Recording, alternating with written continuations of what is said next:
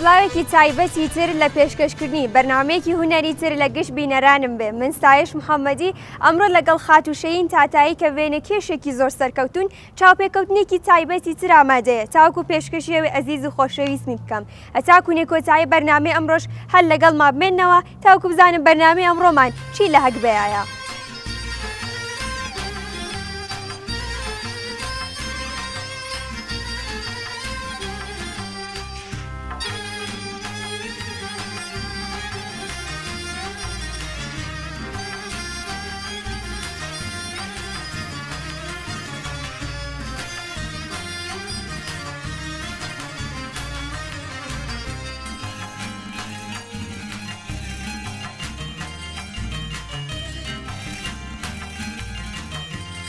خاتونیا سلااو. سلام بەخێراتن. زۆر سپاس دەستیتان باشە؟ خۆشببیە خوا متشکر. سپاس دەکەم سەرەتا بۆ دەستپێکی بەرنامە ڕێز و سڵای خۆتان بۆ بینەرانمان و بایۆگرافیەکی بچووک لە ژیانی تایبەتی خۆتان و ژیانی کاریتان بۆمان باس بکەن. شەهین تاتاییم خەڵکی سەقزم، دانیشتووی سنەم، 10 ساڵی لە تارانە بووم. ئەم 10 ساڵەکە لە تارانە بووم لە ساڵ 94 چوومە کلاسای نەقاشی تا ئێستش کە هەر بەردەوامە و خەریکە ئیدامەی ئەم. زۆر چاکەر سەرکەوتوو بن. پێش لەوەی کە باس لەو بکەم چۆن بۆ گێرایشی سیاقەڵەم و میداڕنگ و پاسویل و ئەمانەتان هەڵبژار، ئەمێ بزانم شتێکی هونەر لا تۆی تایبەت بۆ سەرنجی تۆی ڕاکێشان و حەزت کرد ژیانی خۆت تێکەڵاوی و دنیای هونەر بکەیت. من هەر لە زووە ینی لە ساڵهای زۆر زووە هەر حەزمە کرد بە هونەر. شاید دەسەنەوە ڕشتەوە خۆم گەرەکەم بوو پی نەگەیشت بووم. ئەینا کلاسای گوڵدۆزی نەقاشی، شەمسازی، ئەکاسی، کلاسای زۆر چووم، ولی ئەو شتەوە گەرەکەم بوو ئەرزای ناکردم و ئەو حسە خۆشەی پێنادام. تایترۆ بوو چوومە تاران، چوومە کلاسای نەقاشی کە عاقبەت ئەو نەگەڕام تا ئاغای مەلک فازلی چوومە کلاسەکانی ئەوان و لە سفر و لە نوو کۆشروعم کرد بە نەقاشی و ئیدامەی بوو کە گەیشتم بەم جێگە. باشە لە بینیم هەموو هونەرە جۆروا جۆرەکە کۆمەڵێ بەشیتر لە هونەرێ چوون بوو تۆ ویست کە ئەم گەرایشە هەڵبەبژێریت. هەر حەزمە کرد بە نەقاشی، شاید نە لە مناڵیەوە لێتە ساڵها بوو حەزمە کرد بە ڕنگ، ئەسان بە کارکردن تەک ڕەنگە بە بۆی ڕنگ بۆ حس و حاڵەوە ڕەنگەیدا هەمیشە حەزم پێە کرد. حەزمە کرد جۆرە بێ بتوانم کارکەم نەقاشی کەم وەختی خۆم بەوە بگوزارێنم. بە دوای ئەو گشتە کلاسانەوە چوون کەیسە سریەکی شاید بە قەولەژێ لە زێهنمانەوێ بیشتری حەزم کرد بە نەقاشی. ئەو حسە خۆشە ئەو شتەوە لە وجود ما بوو ئەحساسەکەم نەقاشی توانی کامڵی کات و وایە زۆرینەی هونەرمەندەکان و کەسانی کە کاری نەقاشیەکەن و دەستی وێنەکێشیانەیە ئەڵەن کە هەر لە تەمەنی کەمەوە زانیمانە کە دەستی ڕەسامیمان هەیە. تۆشەو هەستت پێ کرد کە لە تەمەنێکی کەمە دەستی ڕەسامیتەیە ئەو توانایەتەیە کە ئەتوانی پەرەی پێبەی؟ نا واقعان وانە بووم نەسەن لە مناڵیەوە شاید هیچ وەخت نیشم توانایە مەسەلەن خەتێ مستەقیم کێشم نەقاشیە بکێشم کە بێژم لە مەدرسە توانیوێتم نمرەیە خاصی لێ بگرم. نا زمانێک کە شاید دیپلۆمم گر بە دوای دیپلۆمە ئەم حەز و خۆشیە هەر دوایەوە هۆنەریش خۆتان نەزانم 20% ئستعدادە باقیەکەی تەلاش و تەداومێکە کە لە کار و پشتکارێکەوە هەیە ینی فقط ئەوە نییە بێژی لە مناڵیەوە تۆ خەری کارێ بە دوای بگەی پینە بە دوایە ینی منەم شتە بە وجود هاتیامە. باشەمەوێت لە هەر لە سەرەتای دەستپێکتەوە کاتی کە شروعت کرد چۆناهی دەستت پێکرد لایکێ دەستت پێکرد چەندێکی پێچوو بۆ کەسێکە ئەڵی پێشتر هیچ شتێکم نەئەزانی لە وێنێکیشان تەنانە خەتێکی ڕاستیشم ناتوانی. هەر لە سەرەتای دەستپێکتەوە بۆمان باسکەی چۆناهی دەست پێکرد چەند ساڵی پێچوو تاکوون و تۆ بیتە سەر ئەو ڕێگای کە خۆت ئەتەوێت. من 10 ساڵە لە تارانە زندگیم کرد 10 ساڵ لە تارانە بووین 2 ساڵە هاتمەتۆ بۆ سنە. لەم 10 ساڵە لە تارانە کلاسای مختلف نەقاشی چون گەرەکم بوو وەختم پرۆبێلۆ حاڵە ڕۆزمەڕیگە بنیام دەربێت. چەند دەحفە کلاسای مختلف چووم خانم ئاغا کەسایە کەیتەوە لێ ئەو شتەوە حەزمەکرد نەبووم ئوسولی نەبوو لە پایەوە فێریان ناکردم. ئەیتر تا ئاغای مەلک فازلی کە شاگرد ئاغای کاتوزیانە ئەویان پێم عارەفی کردم. شەهرادی مەلک فازلی وەختە چوومە کلاسەکانی ئەوەی تر سریە تابلۆم بوو کە لای ئەمانی تر کارم کردو. بۆمبر هیچ کامێکی قبول نەکردوتی من ئەشێ لە ئەوڵۆ لە نوکۆ لە تەڕاحی و شرۆکێ ینی لە حاڵەتی پرسپکتیڤ و بەیزی و دایرە و لەمانەوە شروعمان کرد کە بەکار کە تولی کێشا من لە ساڵ 94 خەریک نەقاشیم تا ئیسا کە بە قەولەژی شاید ئایسێژ نەگەیشتوێتم بەو شتەوە لازم بێت و قرار بێ بم. ئیسێشەر کلاسە چم ئیسێش بە قەولەژە کلاسای غێرە حزوری شرکەتەکەم توولانیە ینی واقعان حوسڵی گەرەکە هەر خودی ئەم تەڕاحیە هەر خودی ئەم ئەوایلی کارە و شتێک کە بنیام قرار بێ فێر بێت 3-4 ساڵی توولی کێشات تاوکە گەیشتمە سەر ڕنگ ڕۆغەن و گەیشتمە سەر میداد ڕەنگی و ئەم شتانێتە. هەروە کە خۆتان ئاماژەدان پێەیە وتان کە پێشتر من کۆمەڵێ بەشی تری هوەری پیشزەمینی هوەری تر وەکو گۆڵدۆزیوەمانم کار کردووە چی بوای لێ کردی کە بچیت بە دوای وێنەکێشیە بۆ نمونە کاری هونەرمەندەکانی تردی سەرنجی کاری کەسێک سەرنجی ڕاکێشای کە حەزکەی بڕۆی یانار هەویست لەگەڵ خۆتا قسەت کرد و پلانەدانە کە حەزت کرد من ئەم بەشە تاقیب بکەمەوە بزانمایە توانام هەیە لە پەیسی بەردێم ڕاستەکەی ئەم شتەوە ئێژەم شاید واقعان بە خاطر دیستکردنێکەوە بووم کارای وەکو گڵدۆزی وەکو شەمسازی وەکو گوڵسازی ئەمانە احتیاجیان بەوە بوو کە منەشە حتمما دەست و شان و گردنم فرە دەرگیر بێتەکیە نەمەتوانی واقعەتی شاید ئەگەر ئەم مشکڵم نەبووایە زۆر حەزمە کرد بە گوڵسازی بە گڵدۆزی بە خەیاتی وەلێ بە خاطرەوە مشکڵەوە بووم نەمتوانی ئیتر مەجبور بووم شتێ انتخاب بکەم بڕۆم بە سەمت شتێکە کە لە نەزەر بە قەولەژێ سیستم سلامەتی بەدەنمە بتوانم تەکیا کارکەم نەقاشی شتێ بوو کە بۆم ڕاحەت بوو ینی شتێ نەبوو کە زۆر گردنم دەرگیر بێ وەختێک کە چوومە ناو بەحسەکێشی ئیتر ئەو اشتیاق و ئەو خۆشی و ئەو لزەتەوە ئەشێ لێم ببردایە واقعان لێم برد. وایە بەشێک لە هونەرمەندەکان لەو کەسانی کە لەم حرفی ئێوە ئیشەکان ئەڵەن کە کاتێک کرد چوون بۆ جەورەوە مامۆستایەکم هەبەوە ئاموزشم دیە ئەتر خۆم هاتم بەشەکەی تیانی گێرایشەکەم هەڵبژاردەوە ئێستا لەسەر سیاقەڵەن بێتەنیا تەڕاحی چهرە بێت و بەشەکانی تر شێوازی ئاموزشدان بە ئێوە چۆن بووە ئێوەش کە دوایێت بە تەواوەتی فێریان کردی دوای ئاموزشەکەت خۆدت بڕیارەدا بەشی سیاقەڵەم و میداڕەنی و پایستی لەمان هەڵبژێرن یان تایبەتتر بۆ شێوازی ئاموزشی ئێوە ڕاستەژی هەر ئۆستادێ تکنیکێک و ڕەوشێکی بۆ خۆی هەیە ئۆستادەکەی من ئۆستاد مەلک فازلی وتم شاگرد کاتوزیان بوو هەر بە ڕێوڕسمی ئەوە چووە بەرەوە ینی ئێمە وەختەیە چوینە کلاس لە ئەوڵۆ لە تەڕاحی و هەروواکەوتم شروع بوو تا تەڕاحیەکە لێت مطمئن نەبوایەت و کامەڵ نەبوایە نەیە هێش کارێت ڕەنجام بێ بە دوایشیان مەرحەلە بە مەرحەلە بوو ینی وانە بوو من خۆم انتخاب بکەم بێژم ئیسە کە تەڕاحی تەواو بووم مثلا ڕنگ ڕۆغان کارەکەم وانە بوو بە دوای تەڕاحیا سیاقەڵەم بوو بە دوای ئەوە ڕنگ میداد ڕەنگی بوو یانیشیان مەراحلە کامەڵ تێی ببوایە میداد ڕەنگی بوو بە دوای میداد ڕەنگیان خۆم حەزم کرد ئیتەوە حەزی خۆم بوو پاستل یعنی وانە بوو ئجبارێ لە کارابێ پاستل کارم کرد بە دوایەوەی شایتر ئاخرین مەرحەلەی ڕنگ ڕۆغەنە یعنی ئەوە نییە تۆ بچی مەسەن بێژی هەر لە ڕێگاوە بچی بژی من ڕنگ ڕۆغەن کارەکەم سەبک و ڕەوشی ئەوان واقعان ئەم شتە نییە ئیسە شاید جێگاکانی تروابێ ولی ئەو جێگاوا من چووم ئەوە نەبوو بە نەزەرم خاسیش بووم نەتیجەم لێگریانی گشتیم تەجروبە کرد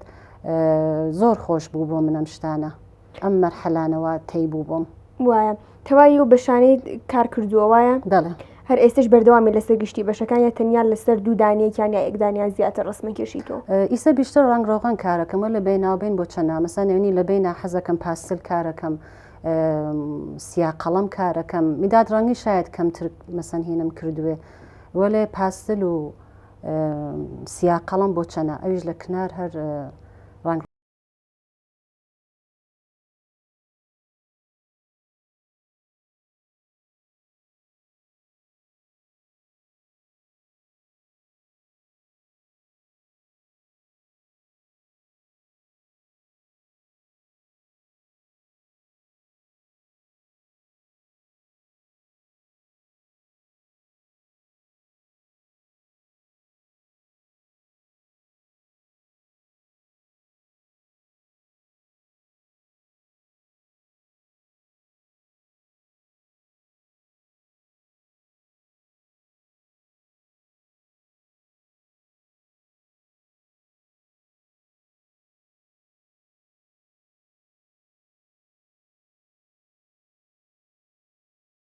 و بەشەکانم تاقی کردێتەوە ئاموزشم پێدراوە بەڕێوە کامێک لە بەشەکان پێویستی بە وردەکاری زۆرترە پێویستی بە زەحمەتی زۆرتر پێویستەکە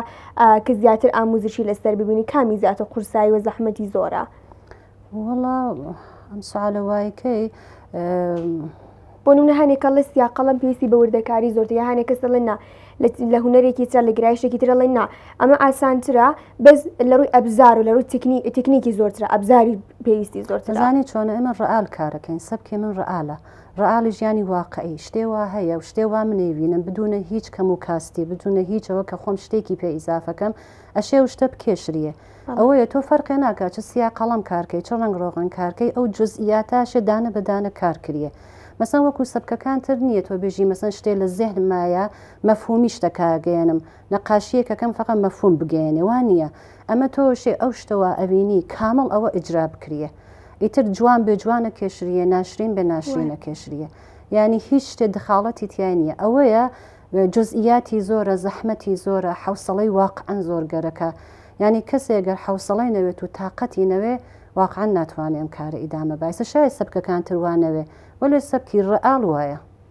باشە خۆت زیاتر حەزت لە کامیانە کە بە بەرداوامی ئەیسە زۆری بینەی کارەکانیش نمونە کارەکان کەسە دواتری بچین تماشایکەن خۆ زیاتر لەسەر کامێک لە بەشەکان کارت کردووە جدیدەن بیشتر هەر ڕنگڕۆغان کارەکەم چونکی گەرەکم مەجموعەیە کوردی دروستکەم نمایشگا دانێم ئەم مەجموعە کوردیش چۆن بیشتر حەزەکەم ڕنگڕۆغان بێ ئیسە نازام حاڵەتی ئەجبارە یاوەکە ئەو شتە بە قەولەژە حەزی دەرونیمە ئیسە بیشتر ڕنگڕۆغان کارەکەم ئیسە لە بینی شاوتم باز پاستل پێشاتە کارم کردە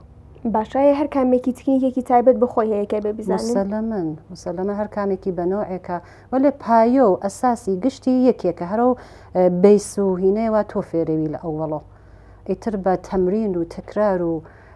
تەلاش و ڕاهنمایی هەیە کە ئوستادەکانێکن مسلمەن تەکمێڵترەوێت و خاسترەوێت باشەی لە ڕووی ئەبزارەوە کە بێ بچان بێت کامیەک لەو بەشانێت زیاتر پێویستی بە ئەبزاری زۆرترە کەەوە بەکاری بهێنن بۆ هەریەک لە نمونونەکان کێکێشنەوە ئاخە بەستگی هەیە مەسەلاەن ئایسە ئەوە شتگرانە ئیسا وەسایلێک کە تەهەیەکەین واقعان ئەوە هەزینەکەی لەسەرۆیە مەسان زۆر کەس ئایسە پاستل فوق العادە قیمەتی لەسەرۆیە دەی کەسێک کە گەرەکی بێ پاستل کارکە ئەگە لە نظر ماڵیۆن نەتوانێت بیسێنێ دێ مسلمەن ئەشە پاستل بنێتە کنار من فکرەکەمەوە سیا قەڵەم لە گشتی هەرزانتر توادێ بۆ بنیام چون تۆ بە میدادێک و پاکۆنێ ئەتوانی زۆر کار ئەنجام بێ دەی ڕنگ گرانە پاستل گرانە میداد ڕەنگی گرانە ئەگە منزور و ئەو شتە بێ وا منێژم شاید لە گشتی هەرزانتر دەربێ هەرە و سیا قەڵەمە بێ زۆر چاکە باشە هەر لە هینی سیا قەڵەم ئەمەیەکە پرسیارە لێ بکەم زۆرینەی سێ ئەم بەشر لە هوەرەکان زۆرینیانیسە ئەو کەسانی کە لەم بوارەیە کارەکەن ترکی زیاتر لەسەر فەیس و دم و چاوە ئەیکێشنەوە بەڵام تایسە چەند نمونەکاری ترماندیوە کە هەنێکیاندن ئیلهام لە سروش لە دیمەنایەکی جوانەکێشن تۆ لە هیچ یا قەڵەمیان لەو ڕۆغان لەوانەی ترکە کارەکەی لە هەرێک لە نمونەکارەکانت زیاتر گرنگی بە کەسایەتەکان بە شخصیتەکانی کاریەکە یانێت دم و چاویان یان خود ناتۆ ئیلهامی ژۆرەگری لە دیمەن لە سروش لە حیوانات لەو شتانی کە لە چواردەورت ئەیبینی من خۆم زۆر حەزەکەم بە تەبیعەت و بەم جۆرە شتانە ئیسە شاید قاتی بێ هەم تەبیعەت کارەکەم هەم بە قەولەژێ فەیس کارەکەم وەلێ ئێژم بە خاتر ئەم مەجموعەوە ئیسە گەرەکمە تەکمێڵی کەم و جەمیکەمەوە شاید بیشتر ڕووم هاوردە بە ڕێوەڕسمی کوردی بە کارایەکە شێوەی کوردی و بە لیباس پۆشانیان بە کارهایەکە لە کوردیە ڕسم بووە ئەنجامیان فعلەن کە بەوە ڕوویم هاوردە ئێنا بۆچی نامەسە میداد ڕەنگیەکانم کارایەکە تریشم هەیە مەسەلەن ئەکسەرەن تەبیعەت بووە حەزەکەم واقعان حەزەکەمەوانش کارکەم کردیشمە ئەوانشم کردە هەردووکی باش هەر ئەمەیەت کەیسێ سەبارز بۆ مجموعی کە باست کرد بەدەستۆیە ئەوەی کە تایسێ کارێکت لێ ئەنجام داوە تایسە چۆنت پێشێناوە کارەکەی سەبارەت بەگشتی قسەمان بۆ بکەیت هەروە کە پێم وتی من ئەکاسیەکەم ئەچمە جێگاهایەوە خەریکی کار کوردین کار کوردیەکەن و ئەوینم لیباس کوردیان لە بەرایە و شتایەکە کە ڕەبتی بە قەدیم هەیە ئەکسەگرم وەختی ئەکسەکەم لێگرت لە ڕووی نەقاشیەکە کێشم یەکێ لەوانە کە زۆر بۆم خاص بوو فیلمی سەنجەرخان بوو خەریک بە دروستیانە کرد فرسەتێ زۆر بۆ من خاص بوو چوم سریە ئەکاسیم کرد لەوێ کە حەودانە تابلۆم لێ کێشا زۆر خاص بوو بۆ من وەلێ متاسفانە تاهیەکنەندەکەی هاوکاری نەکردتەک منە یعنی هەرچێکە منە مدە من بۆ تابلۆی نەقاشی گەرەکە شاید 3 ساڵتریش منەمە ئامادە نەوێ کارێ نییە لە ڕۆژی مانگ و دوومانە وەلی ئەو فکریە کردو کە نام ئەکسانە پەخشەوێتەوە من ئەکاسیەکەم و ئەمانە خلاصە هاوکاری نەکردتەک منە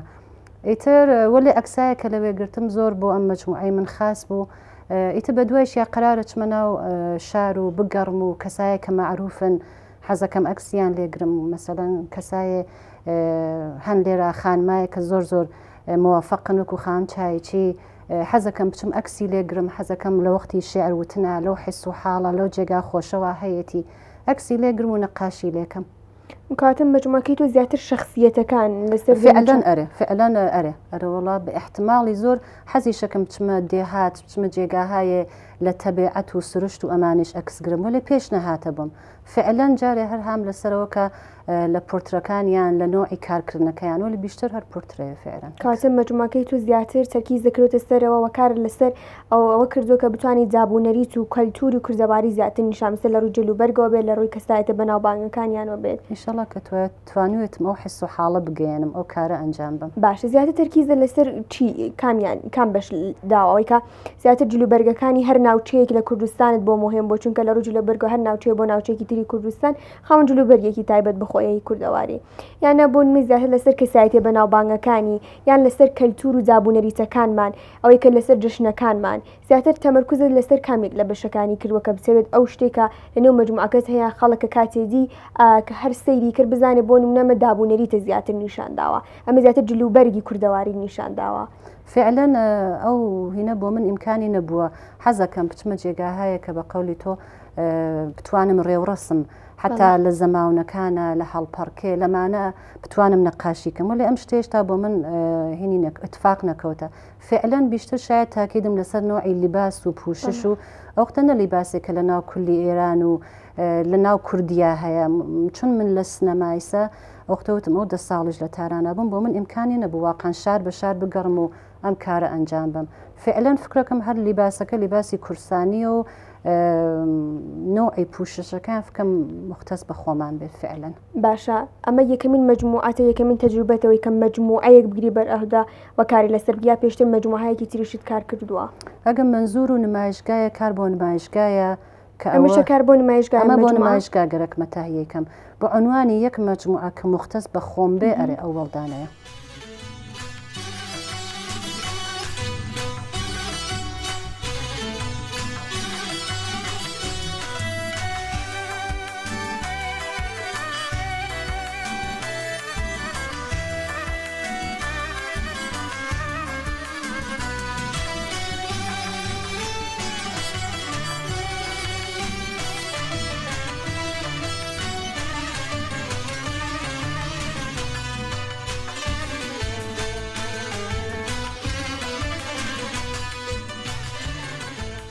حافشێنەمەیسێ سەبارەت بە هەر کامێک لە نمونەکارانەی کێسە لە بەردەم ئێمەیە گفتوگۆمان لەسەری هەبێ ئەوەی کە هەر کامێکی لە چ جۆرەکت بەکارهێناوە بۆی وە چی تکنیکێکت ئیسفادە کردووە جیاوازیان لە ڕووی تکنیکەکانە لە ڕووی ئەبزارەکانەوە سەرجەم بەتاوەتی بۆمان باس بکە تابلۆکان هەر کامێکی بە نوعێ وکو بە تکنیکێ کارکردە سریەکی ئەمانە ڕنگڕۆغانە پاستلە مەدادڕەنگیە هەر کامێکیشی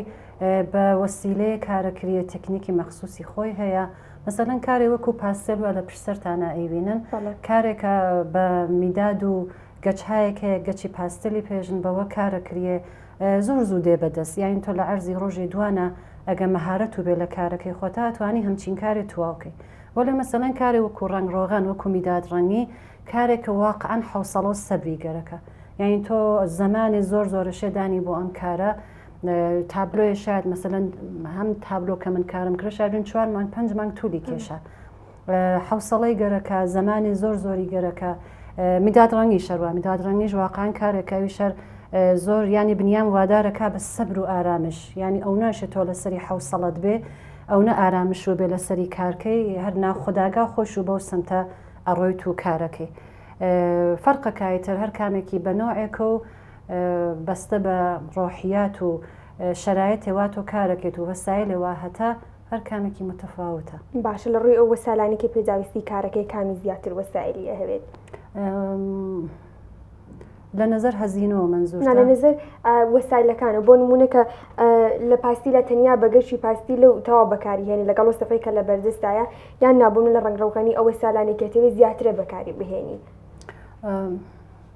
نازام چی بێژم مەسەن ڕنگڕۆغان ئەنواعی ڕەنگی گەرەکە سریە ڕەنگی گەرەکە قەڵەمووی گەرەکە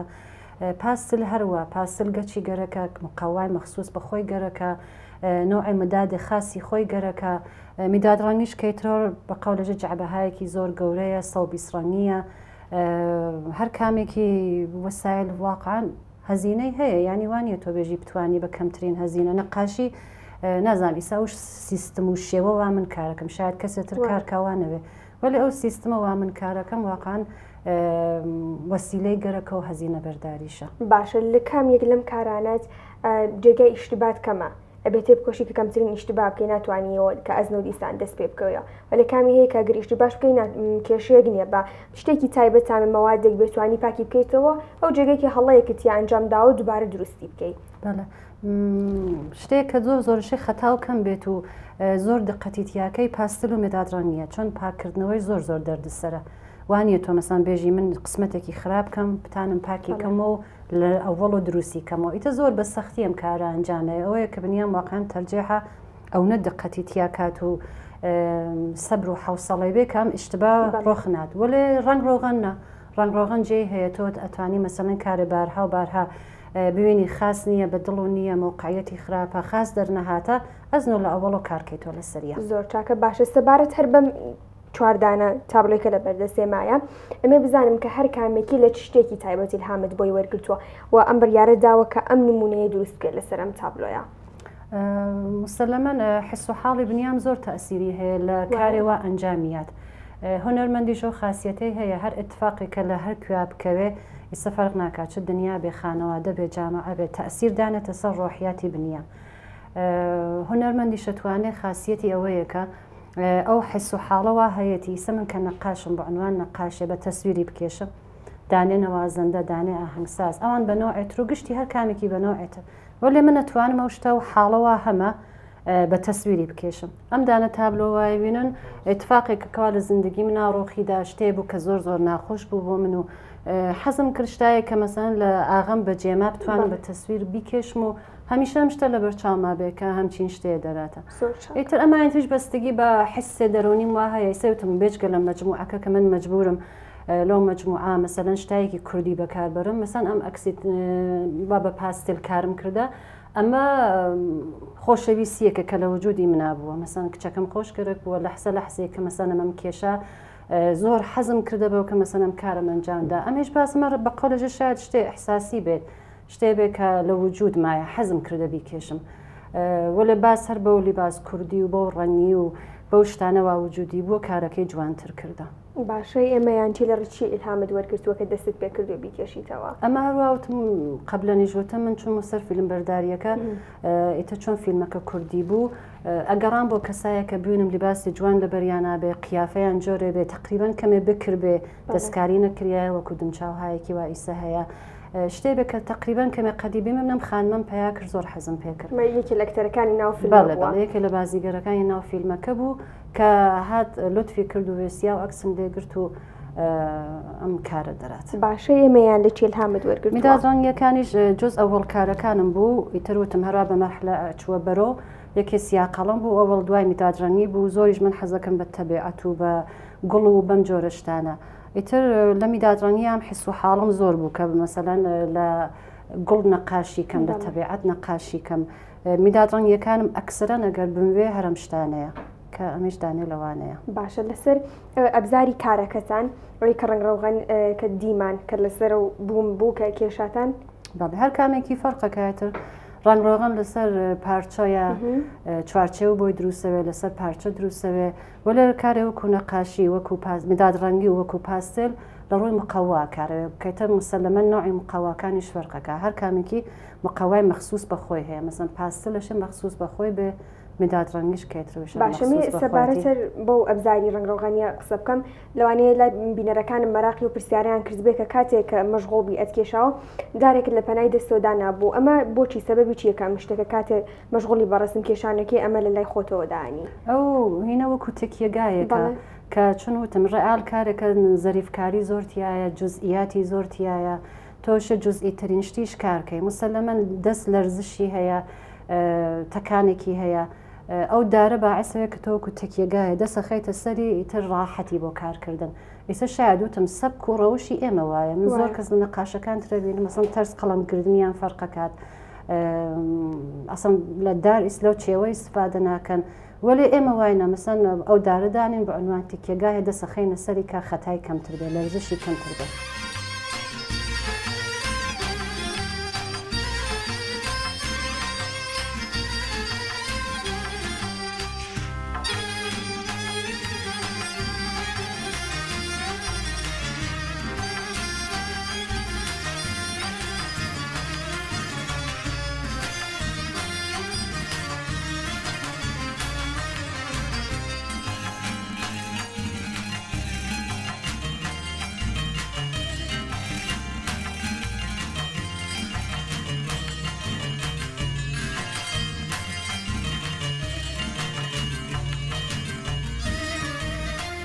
خاتوشینەمە سەبارەت بەو نمایشگانی کە تایسە بەشداریت کردووە و زیاتر لەسەر چ تابلۆهایەکی شکارت کردووە بۆمان باس بکەیت. نمایشگاکانی من تعدادیان زۆر نییە چون منەوە کە پێم وتی من لە 40 ساڵگی و شروع ئەم کردە بەم کارە زمانی زۆر نییە یعنی هێشتا زۆر ڕێگام لەبەرە بۆ ئەم کارە. دوایەوە نمایشگاکانیش دوودان نمایشگا شرکەتم کردە کە هەردووکی گروهی بووە وەلێ لە تارانە بووە کە دانێکیشی هەروە کە دیتان لە ناو کتێوەکە چاپۆ بووە ئەکسەکانی و ئینشەڵڵا لەمە بەولە توانم لە نمایشگا شرکت کەم و ئیسە بە سوورەتی ئەنفرادی یا گروهی نمایشگادانم. باشە نمایشگاکان کە بەشداریت کردووە زیاتری تابلۆکانی تۆ لەسەر چ یەک لەو کارەکانەوە مثلەن زیاتری میراڕەنگیەکان بۆ تابلۆکانت پاستیلەکان بووە کارکردنت زیاتر لەسەر چ کامێک لە هونەرەکان کارت کردە؟ نمایشگاکان وا من شرکەتم کردم مۆزوع ئازاد بووە وانە بووە کە مەسەلەن ئەجبار بەسەر مۆبێڵ ڕۆغەن بێ یا میدادڕەنی بێت لەو زمانە کە من نمایشگاکان تارانمدانا بەو شێوەیەش تا تابلۆی ڕنگڕۆغەنم نەبوو شاید ئەگەر بم بووایە هەرەوەم ببردایە وەلە لە وەختا میدادڕەنگیم بوو سیا قەڵەمم بوو کە ئەوانم ئیستفادە کرد.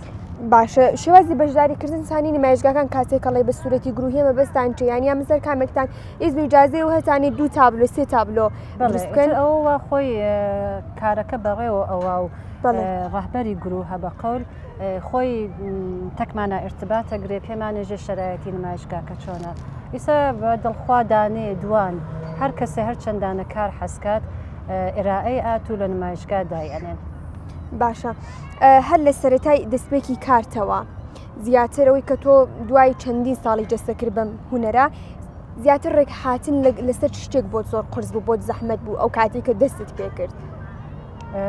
منزور و مەراحلێکە کە لە نەقاشیە هەموو کارێکە دەستپێکی ئێستا لە دەستپێکی کارەکان بوو بێت یان خود لە مامناوەندی کارەکان بێ هەرچی کارە لە سەرەتای شروعەکەی و زەحمەتی خۆی هەیە ئەتاوکە و ڕێگاکە خۆت ئەدۆزیتەوە دیتە سەر ئەو ڕێگای کە ئەتەوێت لە سەرەتای کاری تۆش زیاتر چی شتێک بۆ زەحمەت بوو خۆتی لەگەڵا ڕابێنی خۆتی ڕێکبێنی لەگەڵ یا خۆ مسلمان وەختێ من هاتمە ناو نەقاشیەوە من ئۆژم کەمە دێر شروعم کرد بە کارەکە تا ئەوە کە کارهایەکی زۆر منتحابم کرد هەروە کەوتم گڵدۆزی شەمسازی و ئەکاسی و ئەمانم زۆرم کارانە تەجربە کرد تا گەشتم بۆ نەتیجە بەو شتەکە بە قەولەژێ لە نەقاشیە ئەتوانم پیشڕەفت کەم و لە نەقاشیە ئیدامە بم. زمانە کە چوومە ناو کلاسەکان خۆب تەڕاحی واقعەنەوە کەمێ خەستە کنەندەیە یعنی جۆرێکە کەسێک واقعان حەزی لەسەر نەوێت و پشتکاری نەوێ شاید زۆر کەس بێتە دەرۆ تحمڵی گەرەکە چون کەمێت تەڕاحی کردن ئەوش بە شێوەی کاتوزیان و مەلەکفازلی واقعان سەختە دەورەیەکی توولانیە ئەوەیە کە کەمێ فکرەکەمەوە مەراحلی ئەوەڵیەی کارەکەی کە تەڕاحی بوو کەمێ بۆم مشکل بوو کەمەوە لێتە کە دێتە دواوە بەرۆ دوای چەند ساڵ ئیتر وەختێ بەهرەی کارەکەتەبینی کارەکان بە سەمەرەگات و ئەیانبینی ئیتر ئەوە واقعان لەزەت بەخشە بێ ئەوە کە خۆت گەرەک و بێ جەزبیەوی ئیتر هەر کارەکەیت فکرەکەمە مەراحلی ئەوەڵیەکەی تا کەمێ عادەتەکەی بۆ سیستمە سەخت تاکو خۆ ڕێکبێنی لەگەڵ کارەکە و دەستدرا بێت و فێر ببیست باشە لەبیرت دە یەکەم شت کە تۆ لەسەر تابلۆکە لەسەر بوومەکان کێشا چی بوو یەکەم تەجروبەی تۆکێتر نمونەیەکت بە تەواوەتی کێشا و بوو بە ئەوڵین کاری تۆ ئەگە منزورتان لە تەڕاحیە چون لە تەڕاحی و شڕۆ بوو ئێمە ئەوڵین کارێکە یان کرد پرسپکتیڤیان کارە کردتەکمانە مسلەمەن هەر شتایەک بوو کە وەکو مکعب مستەتیل وەکو چەند زلعیەکان هەرە نمونەکارانێکی سێ پێشتر لە ماڵەوە دیمان ئەوڵین کارێکیتە تابلۆم تابلۆ و قاپم گریا قەڵم بوو کارهایە بوو کە بە تەگڕان کارە کردیا ئیتر نازام لە ناوینەکە فیلمیان گرتەیانە بە یەکدانە قەڵم کارە کردی سیا قەڵم چەندانە لەوەم هەیە کە ئەوڵین جۆز ئەوڵین کارەکەی چی بوو مەسەلەن شتایە وەکو تەبیعەت بێجانی پێش نەمانە شتایە وەکو مەسەن کوزە وەکو وەسایلێکە بە قەولەژە لە ناو ئەشپەسخانە و لە ناو زندگی خۆمانە هەیە تەرکیبەندی بە عنوان مەسەلەن شتێ دای ئەنێن تەرکیبێدا ئەنێن کوزەیەک و چەندانە میوە و لێوان و یانە تۆ شتێ لە زێن تایە مەسەلەن دیگەرەکتە وەسایلی فەرزە نێژم تۆ گرێتە حەزەکەی بە قەهوە حەزەکەی لە مەوەرد قەهوە و نەقاشیکەی مەسەلەن هەرم موکاپات قەهوە فنجانی قەهوە شتایەکی ئاوادا ئەنێن و کە بەمانێژن تەبیعەتی بێجان ئەوەڵین کارەیە کە کردمان ئەمانە بوو مەوەستم زیاترەوەی ئەوەڵین کار کێتە بەسۆتی حرفەی و تەخەسوسی تۆ لەسەر بوومێ کارت کرد لەسەر بووم ڕنگڕۆغەن بوو کە کەوتە مەراحل ئاخریەکە ئیتە کارایە بوو کە ئەشێ ئێمە کۆپیمان کردایە یانیەوە کە کار کەسایە کە قبلن کارهایەکی گەورە ئەوان کاریان کردو ئێمە بین و لیان کارکەین لە ڕۆی ئەوانەوە لە ڕۆی ئەو تابلوانەوە ئێمە کارکەین مسلمەن هەر کارێ هەر هۆنەرێ وەختێ دەست پێکا بەکار کۆپیکردن لەو کارە زۆر لزومی هەست یانی تۆ قبلەن کەسێک کاری کردە تۆ دی لە ڕووی کار ئەوە حتا لە موسیقیا لە هەچێشتا ئەم کارە بە قەولەژێ ئەکرێ ئێمەش نەقاشی هەروایە مسلمەن لە کار گەورەکان وەکو زۆر نەقاشە گەورەکان کارهایە کە ئەگەڕین حەزمە کرد پەیامە کردو لە ڕووی ئەوانەوە کە ئەوان کاریان کردو ئێمە بازم کارمانە کرد باسازی پێنایژن کۆپیمانە کردو بە ئێستەلاح کاری ئۆرجیناڵی پێنایژنەوەی تر زۆر چاکە دواییم کارانی کە کردێت وتت کە دوای تەڕاحی چوونە مەرحەلەی چی بوو کە دوای این مەرحەلەیە سیا قەڵەم بوو دوای سی قەڵەم سیاقە میدادڕەنی بوو بەڵێ دوایەوە پاستل و دوایەوەش چوونە سەر ڕنگڕۆغان زۆر چاکە باشە بۆ هەر جۆرێک لەم کارانەی سە پاستیل بێ میدادڕەنگی بێ کە کاتێکدا ئەنیشی لەسەر بوومەکەت یان لەسەر دەفتەرێک بە وەرەقەیە بێ کە تۆ خەریکی وێنەکێشانی هەموو هونەرمەندێک لە هەرچی بوارێکی هونەری شتێک یا کەسێکی تایبەتێک کە وەکو سمبولێک دانێ ئیلهامێک بۆ کارەکانی دایەنێ تۆ زیاتر لە شتێک ئیلهام وەرەگری بۆ کارەکانت ئیلهام وەرگرتن خۆ مسلمەن زۆر نەقاش هەیە کاریان زۆر عالیە زۆر خاسە مەسەن هەر کار ئای کاتوزیان کە بە قەولەژە من زۆر عاشق کارەکانیم زۆر حەزی پێیەکەم کەمالولمۆلک ئەگە بێژین ئێرانیەکان بێژین مەسەن کارەمانە زۆر حەزی پێیەکەم زۆر تمشایەکەم حەزەکەم بە قەولەژێ لە ڕووی کارەکانیان و کارکەم لە خارجیەکانیشا کەیترەوە نە کار زۆر و بنیان های گەورە وجودی هەیە مسلمەن مەسان بوگێرۆ دانێ لەمانەیە کە فوق العادە کاری قەویە و جارێ بە قەولەژێ هێشتا زۆر مامگەرەکەم بێ حتا کار و کۆپیکەم کەسایی هەن کە واقعان حەزەکەم بەجێ ئەوانە لە ڕووی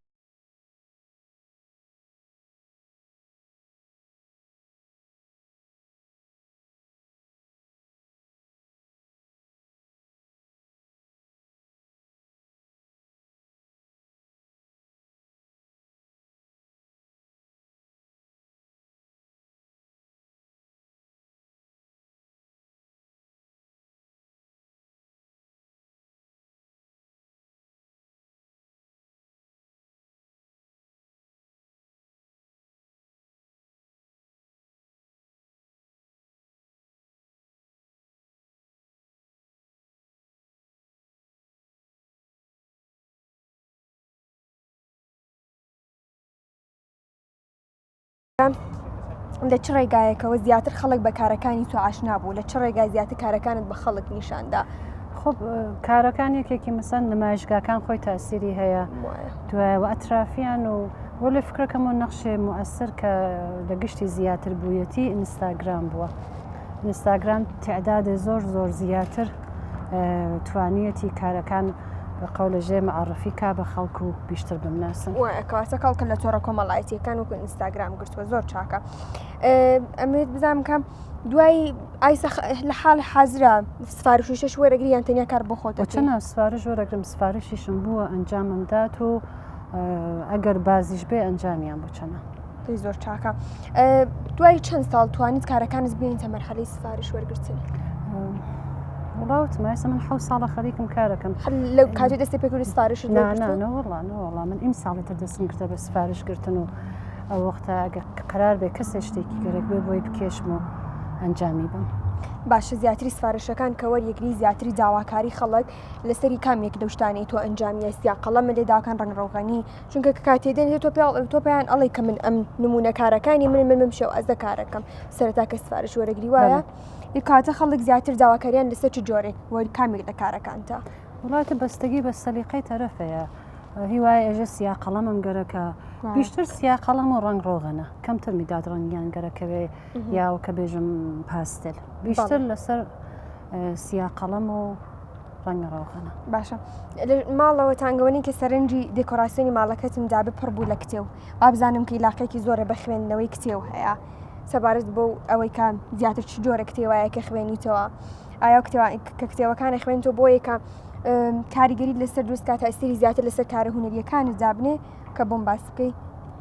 علاقەی زۆرم بە کتێب خوێندنەوە هەیە، ینی کولەن لە ڕۆژە ئیمکانی نییە سعاتێ تا ساعت و نیمێ زۆر جاریش 2 ساعت کتێوە خوێنمەوە،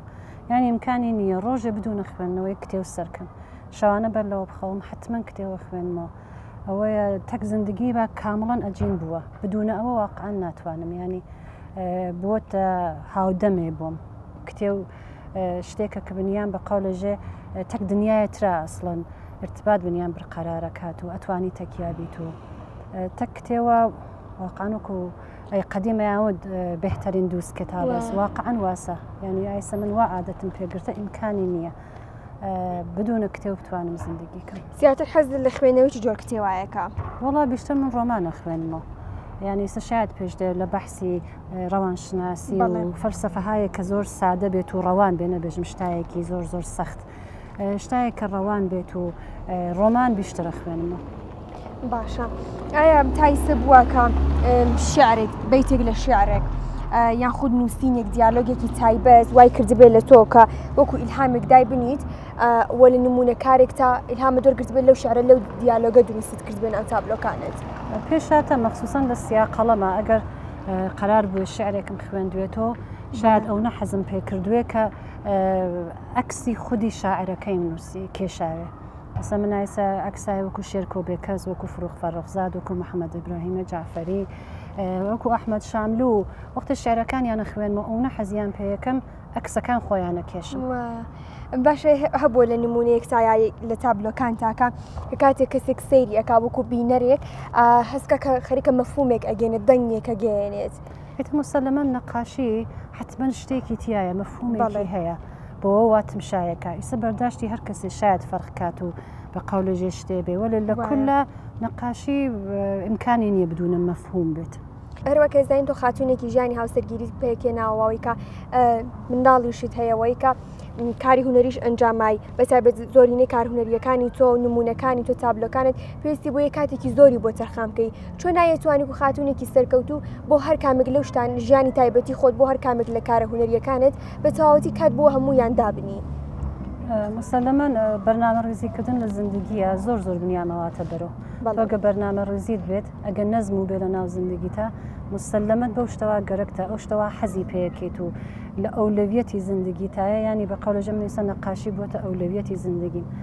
حتمما وەختی بۆ دانم ینی کارەکانم جۆرە میزانەکەم کە زمانی نەقاشیەکەم لەسەر جێ خۆیا بێ دەیتر بەکار بە قەولەژە ماڵی شەوەگەم مناڵداری شایگەم ینی جۆرە بەرنامە ڕێزیەکەم کە حتمما بە گشتیا بگەم تازە وەختی شێرم ئیزافەیەرم بازم. زۆر چاکە. ئەی لە خانەوادت چی لە بنەماڵەتی کێ زیاتر حامی کێ زیاتر پاڵپشتی کارەکانی تۆیە؟ دخۆ هەروە کەوتم ئەو کەسەوە زۆر زۆر حامیم بوو شوەکەم بوو ڕامینە کچەکەم بوو کە زۆر زۆر کمەکی کردم هەرۆ جۆرە وایسەوت و بۆ کاری ماڵ بۆ وەزعیات بۆ شەرایەتێکە ناو ماڵایە پا بە پای من کمەکی کردم ینی هەردووکیان هەم کچەکەم هەم شوەکەم واقعان شاید ئەگەر ئەمان نەبوایەتن من نەمتوانیایە بەم جێگاوە ئایسە هەم بگەشتایە. کەسەکانی تر کە لە چواردەوریسن کەسە نزیکەکانی ترت بەشگە لە خانەوادەکەی خۆت منە هاوڕەیەکت بێ کەسێک بێ پێویش بۆ منەی کاتێککە کارەکانت ئەبینی زیاتر تشویقت کا کە بڵێ بەردەوام بە کارت جوانە کارت تایبەتە یا تەنیا هاوسەرەکەت و مناڵەکەتن کە خۆشبەختانە ئەوانەوە بە دەوروبەرمۆن گشتی زۆر حەزەکەن بەم شتە ینی کارەکە ئەوینن وەختێککە تواوە گشتی ئەومەی حەسپەیەکەن و تەشوێق مەکەون و مشەوەقی خاصەکەن وەلایتر گەورەترین یان کە بۆ من زۆر زۆر ئەهمیەتی هەیە و مهمە شوەکەم و کچەکەم. زۆر چاکە. هیچ کامێک لە خانەوادی خۆت بنەماڵەت یان لە هاوسەرەکەت منداڵەکەت هیچ کامێکیانن کە بێژگە لە تۆوانیش کارێکی هوەری ئەنجام بن؟ من شوەکەم خۆی قبلەن ینی لە زۆر زووترۆ کولەن ئاهەنگساز و نەوازەندە بووە خۆشبەختانە هوەر هەر لە ناو ماڵمانە وجودی بووە کچەکەش میسا نەوازەندەی ڤیرۆنسلە ئاواز کلاسیک کارەکە شکر بە حەمدخوا بە قەولەژێ ئەو خانەوادەوە هەمانە دوور لە هوەر نییە ینی هەم کچەکەم هەم شوەکەم خەریک موسیقین. حەزەکەم پرسیارش لە تۆ بکەم ئەوەنی زۆرینەی خانە هونەربەندەکان کە قسەم لەگەڵیان کرد بێ ئەڵێن کە کاتێکە دایک یان باوکی مناڵەکە لە زمینۆ پیشەی هوەریە کارەکات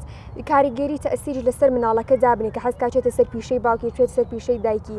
لە مناڵەکەی توکە دروست بۆ کە حەز بکات بێتی پیشەی دایکیەوە و کاری تۆ تاقی بکاتەوە مسلەمەن ئەمە زۆر تاسیری هەیە وەختێ مناڵێ دێتە دنیا چاو بازەکە لە ناو ماڵەکەیە ئیسە من ماڵ خۆمانێژم بە ساز و ئاواز گەورە بووە ینی چاوی باز کردا دیەتی لە ناو محیط ماڵەکە باوکی هەر ساز لێ هەر گۆرانیە خوێنێ هەر خەریک ئاهەنگسازیە من تەلاشم کردەوە کە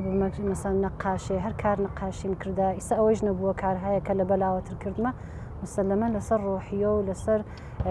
شتێک کە ئەم مناڵە بار ئێرە و بە وجودێرە مسلەمە تەسیری هەیە وەلێ باز بەم گشتشتانەوە ئێمە داماناتە سەر اختیاری خۆی کە خوشبەختانە خۆشی علاقەیەکی زۆر بە موسیقی هەیە کە ئیتر خەریکە هەرەوە ڕێگا ئیدامەات و خەریک موسیقیە وەکو خۆت کەوتت منی سەر لە ئەسەر ئاموزش بەرداوام مێشتا هەستەکەم جێگام ماوە بۆ فێربوون ئەو شتە نیم کە ئەمەوێت بەڵام ێ بزانم خۆت تایسە ئەو تەجروبە زمانە کە کەس بەکردە و ئاموزشانی کە دیوتە تاسە تەسمیمت بەوە نەگرتە کە خۆت بێ دەورەهایەکی تایبەت بەرگزارکەی خۆت هۆنەرجۆ قبول بکەی و شتانی کە ئەزانی بەوانی فێر بکەی بۆچی نایەتفاقن وتم من چون لە تارانە زندگیمە کرد تازە هاتمەتە سنە ئەم جێبەجێیە کەمێ بە قەولەژێ بۆ باعثەوە کە تاخیرێ لەم شتەی شابێ وەلە بۆ چەنە گەرەکمە ئینشەڵا لەمە بەدووە کلاسدانێم و ئەو شتەوە خۆمەزانی شاید شتێ زۆریش نەوێت و بە قەولەژێ لە حەد خۆمایە شتێوە فێر بووم واقعان حەزەکەم انتقالی بم بە دیگەران و لەزەتەوەم لەوە کاوانش بتوان هیچی کارە ئەنجام بن باشەوەی کە لە تاران و هاتی بۆ سنا هۆکارەکەی تەنە حکمی کارە هوەریەکانت بوو یان تێگرتە سەرژیانی تایبەتی خۆتانەوەڵای تۆ هێنی سەرژیانی تایبەتی خۆتانەوەی خۆمان بوو باشە ئەمەی کۆتا پرسیارم ئەوە بێت کە لێتان 5 ساڵی تر لە داهاتوت خۆت لەکوێ ئابینی هەستەکەی لە کارە هوەریەکانت خۆت گەیاندوێتە کوێ بخوا من بەم شێوە بە قەولەژێ هەر گەرەکمە پێش بڕۆم ینی تا وەختێک کە ئەتوانم گەرەکمە ئیدامە بێم ئیتر خوازانێ بە قەولەژێ بنیامەگا بەکوێ وەلێ مەسەن لە زێهنمایە نمایشگاهایەکی زۆر گۆزارکەم دوایەوە بتوانم کەسایەک کلاسایەکی نەقاشی دانێم و شتایە لە زێهنمایە کە ئینشەڵا ئەگەر بەردەوام بین بتوانم ئەنجامی بم زۆر چاکە ئینشەڵا کە ڕێگاتان کراوە بە نمونەتان زیاد بێت و خۆش بووم بە چاوپێکەوتنی ئەمڕۆ گەل لە گەورەتکردین هاتن منەتان ناو ناقسەتان مەمنون دیستان سپاسدانەکە مەمنون هەر سەرکەوتوو بن ئینشاءالله دەست و چاو خۆشە مەمنون خۆشەویستانی من ئەمڕۆ شاتمە کۆتایی بەرنامەی ئەمڕۆ ئومێدەکەم بەرنامەی ئەمڕۆشم جێ ڕەزامەندی چاک بە چاکیەوەی ئەزیز و خۆشەویستم بێ هەتاکوونێ پێشکەشکردنی ئەڵلقەیەکی نوێی تر لە بەرنامە جوانەکەی ڕەنگاڵە هەمووتان بەخوای گەورە سپێرم ئاگاتان لە خۆتان بێ